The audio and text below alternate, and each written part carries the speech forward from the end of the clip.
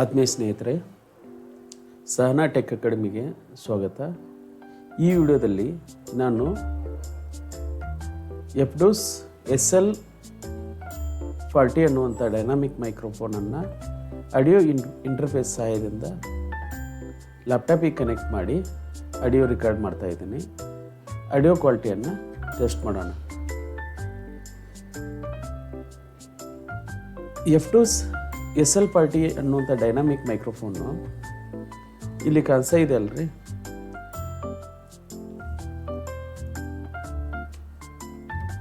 ಇದು dual connectivity ಇದೆ ರೀ. ಇಲ್ಲಿ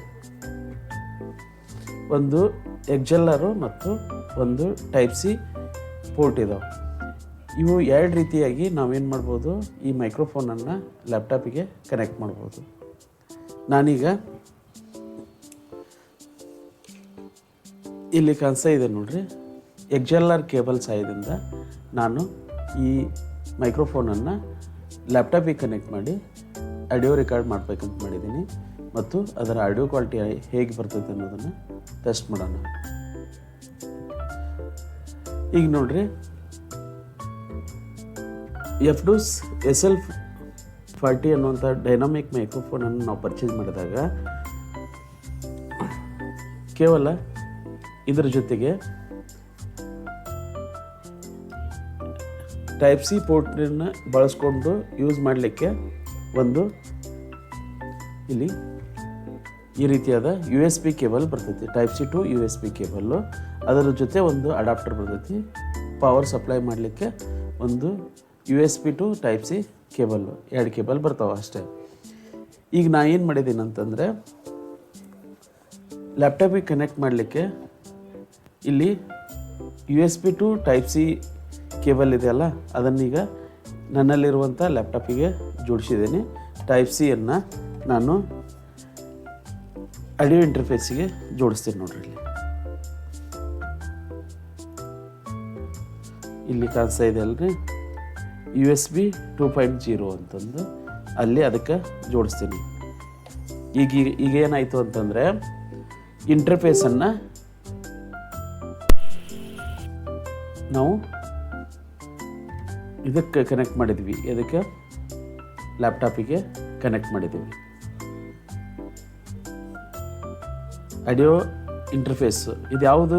ಆಡಿಯೋ ಇಂಟರ್ಫೇಸ್ ಅಂತಂದರೆ ಆಡಿಯೋ ಅರೆ ಅನ್ನುವಂಥ ಕಂಪ್ನಿಯ ಆಡಿಯೋ ಇಂಟರ್ಫೇಸ್ ಇದು ಡ್ಯುಯಲ್ ಚಾನಲ್ ಆಡಿಯೋ ಇಂಟರ್ಫೇಸ್ ಆಗಿದೆ. ಇದರಲ್ಲಿ ಒಂದು ಇನ್ಸ್ಟ್ರೂಮೆಂಟು ಅಥವಾ ಎರಡು ಮೈಕ್ರೋಫೋನನ್ನು ಕನೆಕ್ಟ್ ಮಾಡ್ಬೋದು. ಇದೊಂದು cheap and best audio interface ಆಗಿದೆ. ಆದ್ದರಿಂದ ಈ ಆಡಿಯೋ ಇಂಟರ್ಫೇಸನ್ನು ಬಳಸ್ಕೊಂಡು ನಾನು ಈ ಡೈನಾಮಿಕ್ ಮೈಕ್ರೋಫೋನನ್ನು ಲ್ಯಾಪ್ಟಾಪಿಗೆ ಕನೆಕ್ಟ್ ಮಾಡ್ತೀನಿ.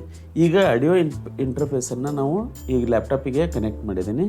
ಇನ್ನು ಈ ಮೈಕನ್ನು ಆಡಿಯೋ ಇಂಟರ್ಫೇಸಿಗೆ ಕನೆಕ್ಟ್ ಮಾಡೋಣ. ಇದು ನೋಡ್ರಿ, ಮೇಲ್ ಟು ಫಿಮೇಲ್ XLR ಕೇಬಲ್ ಇದೆ. ಈಗ ಮೈಕನ್ನು ಕನೆಕ್ಟ್ ಮಾಡ್ಬೇಕಂತಂದರೆ ಇಲ್ಲಿ ಎರಡು ಪೋರ್ಟ್ ಇದಾವೆ, XLR ಪೋರ್ಟ್ ಇದಾವೆ, ಎರಡು ಫಿಮೇಲ್ ಇದಾವೆ. ಈಗ ನಾವು ಮೇಲ್ XLR ಕೇಬಲನ್ನು ಇಲ್ಲಿ XLR ಪೋರ್ಟಿಗೆ ಕನೆಕ್ಟ್ ಮಾಡಬೇಕು. ಇಲ್ಲಿ ಎರಡು ಇದಾವೆ. ಎದಕ್ಕೆ ನಾವು ಯಾವ ಪೋರ್ಟಿಗೆ ಕನೆಕ್ಟ್ ಮಾಡಬೇಕು ಅಂತಂದರೆ 1L ಮತ್ತು 2R ಅಂತ ಕೊಟ್ಟಿದ್ದಾರೆ. ಇಲ್ಲಿ ಎರಡನೇದಕ್ಕೆ ಮೈಕನ್ನು ಕನೆಕ್ಟ್ ಮಾಡಬೇಕು. ಇನ್ಸ್ಟ್ರೂಮೆಂಟ್ ಇತ್ತಂದರೆ ಫಸ್ಟ್ 1L ಅಂತಿದೆಲ್ಲ ಅಲ್ಲಿ ಕನೆಕ್ಟ್ ಮಾಡಬೇಕು. ಸಪೋಸ್ ಎರಡು ಮೈಕ್ರೋಫೋನ್ ಇತ್ತಂದರೆ ಇಲ್ಲೊಂದು ಕೇವಲ ಒಂದೇ ಮೈಕ್ರೋಫೋನನ್ನು ಬಳಸುವಾಗ ನಾವು ಏನು ಮಾಡಬೇಕು, 2R XLR ಪೋರ್ಟ್ ಇದೆಯಲ್ಲ ಅಲ್ಲಿ ಕನೆಕ್ಟ್ ಮಾಡಬೇಕು. ಕನೆಕ್ಟ್ ಮಾಡಿ ನೋಡ್ರಿ. ಆಮೇಲೆ ಇದು ಫಿಮೇಲ್ ಇದೆಯಲ್ಲ, ಇಲ್ಲಿ ಇದಕ್ಕೆ ಜೋಡಿಸ್ಬೇಕು. ಮೇಲ್ ಪೋರ್ಟ್ ಇದೆಯಲ್ಲ ಅಲ್ಲಿಗೆ ಇದನ್ನು ಫಿಮೇಲ್ XLR ಕೇಬಲನ್ನು ಕನೆಕ್ಟ್ ಮಾಡಬೇಕು. ಕನೆಕ್ಟ್ ಆಯಿತು.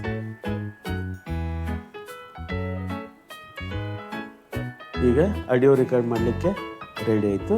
ಇನ್ನು ನಾವು ಲ್ಯಾಪ್ಟಾಪ್ದಲ್ಲಿ ಈ ಮೈಕನ್ನು ಸೆಲೆಕ್ಟ್ ಮಾಡ್ಕೋಬೇಕು. ಇಷ್ಟೇ. ಈಗ ನಾನು ಬಳಸ್ತಾ ಇರುವಂಥ ಸ್ಕ್ರೀನ್ ರೆಕಾರ್ಡರ್ ಯಾವುದು ಅಂದರೆ OBS ಸ್ಟುಡಿಯೋ. ಆ OBS ಸ್ಟುಡಿಯೋ ಹೋಗಿ ನಾವು ಈ ಎಫ್ಡೋಸ್ ಡೈನಾಮಿಕ್ ಮೈಕ್ರೋಫೋನನ್ನು ಸೆಲೆಕ್ಟ್ ಮಾಡಿಕೊಂಡು ಆಡಿಯೋ ರೆಕಾರ್ಡ್ ಮಾಡಲಿಕ್ಕೆ ಸ್ಟಾರ್ಟ್ ಮಾಡ್ಬೋದು.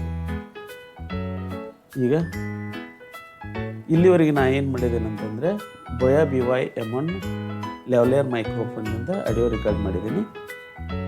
ಈಗ ಎಫ್ಡೋಸ್ ಇಸಲ್ ಪಾರ್ಟಿ ಡೈನಾಮಿಕ್ ಮೈಕ್ರೋಫೋನ್ಗೆ ಶಿಫ್ಟ್ ಆಗೋಣ. ಈಗ ಆಡಿಯೋ ಇನ್ಪುಟ್ ಕ್ಯಾಪ್ಚರ್ಗೆ ಹೋಗಿ ಡಬಲ್ ಕ್ಲಿಕ್ ಮಾಡ್ತೀನಿ. ಮಾಡಿ ಇಲ್ಲಿ ಲೈನ್ AI04 ಅಂತಿದೆ ನೋಡಿರಿ, ಅದನ್ನು ಸೆಲೆಕ್ಟ್ ಮಾಡಿಕೊಂಡು ಓಕೆ ಕೊಡ್ರಿ. ಹಲೋ, ಈಗ ಕನೆಕ್ಟ್ ಆಯ್ತು ನೋಡ್ರಿ. ಇದೊಂದು ಪ್ಲಗ್ ಆ್ಯಂಡ್ ಪ್ಲೇ ಡಿವೈಸ್ ಆಗಿರೋದ್ರಿಂದ ಏನು ಸೆಟ್ಟಿಂಗ್ ಮಾಡ್ಕೋದು ಏನು ಮಾಡೋದು ಬೇಕಾಗಿಲ್ಲ. ಈಗ ನೋಡ್ರಿ ಆಡಿಯೋ ರೆಕಾರ್ಡ್ ಆಗ್ತಾ ಇದೆಯಲ್ಲ, ಯಾವ ಮೈಕ್ರೋಫೋನ್ದಿಂದ ಅಂತಂದರೆ ಎಫ್ಡೋಸ್ SL ಪಾರ್ಟಿ ಅನ್ನುವಂಥ ಡೈನಾಮಿಕ್ ಮೈಕ್ರೋಫೋನ್ನಿಂದ ಇಲ್ಲಿ ಕನೆಕ್ಟ್ ಮಾಡಿದ್ದೇನೆ ನೋಡ್ರಿ.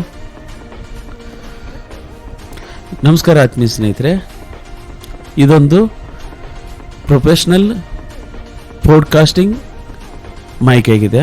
ನಾವು ನಮ್ಮಲ್ಲಿ ಮನೆಯಲ್ಲಿ ಹೋಮ್ ಸ್ಟುಡಿಯೋ ಮಾಡ್ಕೋಬೇಕಂತಂದರೆ ಅಥವಾ ಎಜುಕೇಷನಲ್ ವಿಡಿಯೋ ಮಾಡಲಿಕ್ಕೆ ಅಥವಾ ಪಾಡ್ಕಾಸ್ಟಿಂಗ್ ವಿಡಿಯೋ ಮಾಡಲಿಕ್ಕೆ, ಲೈವ್ ಸ್ಟ್ರೀಮ್ ಮಾಡಲಿಕ್ಕೆ ಅಥವಾ ಇನ್ನಿತರ ಯೂಟ್ಯೂಬ್ ವಿಡಿಯೋ ಮಾಡಲಿಕ್ಕೆ ನಾವು ಚೆನ್ನಾಗಿರುವಂಥ ಮೈಕ್ ಬೇಕಂತಂದರೆ better to go through this microphone. ಈ ಮೈಕ್ರೋಫೋನ್ನಿಂದ ಡೈನಾಮಿಕ್ ಮೈಕ್ರೋಫೋನ್ನಿಂದ ಬಳಸೋದ್ರಿಂದ ನಾವು ಕ್ಲಿಯರಾಗಿ ಆಡಿಯೋ ರೆಕಾರ್ಡ್ ಮಾಡ್ಕೋಬೋದು, ಇಫೆಕ್ಟಿವ್ ಆಗಿ ಮತ್ತು ಪ್ರೊಫೆಷ್ನಲ್ ಆಗಿ ವಿಡಿಯೋನ ತಯಾರು ಮಾಡ್ಕೋಬೋದು. ಈಗ ಆಡಿಯೋ ಕೇಳಿಸ್ಕೊಳ್ತಾ ಇದ್ದೀರಲ್ಲ, ಯಾವುದರಿಂದ ರೆಕಾರ್ಡ್ ಆಗ್ತಾ ಇದೆ ಅಂತಂದರೆ ಎಫ್ಡೋಸ್ SL ಪಾರ್ಟಿ ಅನ್ನುವಂಥ ಡೈನಾಮಿಕ್ ಮೈಕ್ರೋಫೋನ್ನಿಂದ. ಆಮೇಲೆ ಈಗ ನಾವು ಡೈನಾಮಿಕ್ ಮೈಕ್ರೋಫೋನನ್ನು ಹೇಗೆ ಬಳಸಬೇಕು ಅಂತಂದರೆ ಹತ್ತಿರದಿಂದ ಬಳಸ್ಬೇಕ್ರಿ. ಈಗ ಮೈಕು ಮತ್ತು ನಮಗಿರುವಂಥ ಅಂತರ ಕೇವಲ 2 ಇಂಚು, ಅದಕ್ಕಿಂತ ಹೆಚ್ಚಿನ ದೂರದಲ್ಲಿ ಮಾತಾಡೋದ್ರಿಂದ ಆಡಿಯೋ ರೆಕಾರ್ಡಿಂಗ್ ವ್ಯಾಲ್ಯೂಮು ಕಡಿಮೆ ಆಕೈತಿ. ಈಗ ನೋಡ್ರಿ, ಈಗ ಇಷ್ಟು ದೂರದಿಂದ ಆಡಿಯೋ ರೆಕಾರ್ಡ್ ಮಾಡ್ತಾ ಇದೆ ನೋಡ್ರಿ. ಈಗ ಅಂತರ ಎಷ್ಟಿದೆ ಅಂತಂದರೆ ಇಷ್ಟು. ಸ್ನೇಹಿತರೆ, ಈಗ ಆಡಿಯೋ ಕ್ವಾಲಿಟಿ ಹೇಗೆ ಕೇಳಿಸ್ತಾ ಇದೆ ನೋಡ್ರಿ. ಆಮೇಲೆ ಇದು ಕಾರ್ಡೆಡ್ ಪ್ಯಾಟ್ರನ್ದಲ್ಲಿ ವರ್ಕ್ ಆಗೋದ್ರಿಂದ ಬಾಜು ಇಲ್ಲಿ ಈ ರೀತಿ ಮಾತಾಡಿದ್ರಂದ್ರೂ ಆಡಿಯೋ ಅಷ್ಟು ಕ್ಲಿಯರಾಗಿ ರೆಕಾರ್ಡ್ ಆಗಲ್ಲ, ಅದರ ವ್ಯಾಲ್ಯೂಮು ಕಡಿಮೆ ಆಕೈತಿ. ಈ ರೀತಿಯಿಂದನೂ ಕಡಿಮೆ ಆಕೈತಿ.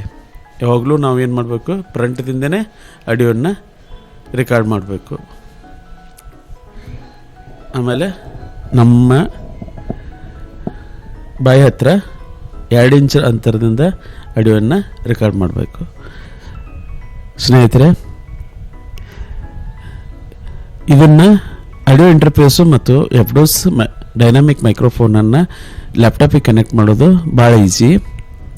ಆದರೆ XLR ಕೇಬಲ್ ಈ ಮೈಕ್ರೋಫೋನ್ನಿಂದ ಬಂದಿರೋದಿಲ್ಲ. ಅಂದರೆ ನಾವು ಎಫ್ಡೋಸ್ SL ಪಾರ್ಟಿ ಪ್ಲಸ್ ಅನ್ನುವಂಥ ನಾವು ಮೈಕ್ರೋಫೋನ್ ತೊಗೊಂಡ್ರೆ ಕಿಟ್ ಬರ್ತೈತಿ, ಬಟ್ ಈ XLR ಕೇಬಲ್ ಬರೋದಿಲ್ಲ. ನಾವು ಸಪ್ರೇಟಾಗಿ ಇದನ್ನು ಪರ್ಚೇಸ್ ಮಾಡಬೇಕು.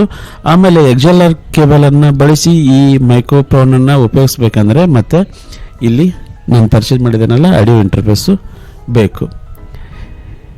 ಈ ಆಡಿಯೋ ಇಂಟರ್ಫೇಸು XLR ಕೇಬಲ್ಲು ಮತ್ತು ಎಫ್ಡೋಸ್ ಮೈಕನ್ನು ಜೊತೆಗೆ ಉಪಯೋಗಿಸಿ ನಾವು ಏನು ಮಾಡ್ಬೋದು, ಲ್ಯಾಪ್ಟಾಪಿಗೆ ಕನೆಕ್ಟ್ ಮಾಡಿ ಆಡಿಯೋ ರೆಕಾರ್ಡ್ ಮಾಡ್ಬೋದು.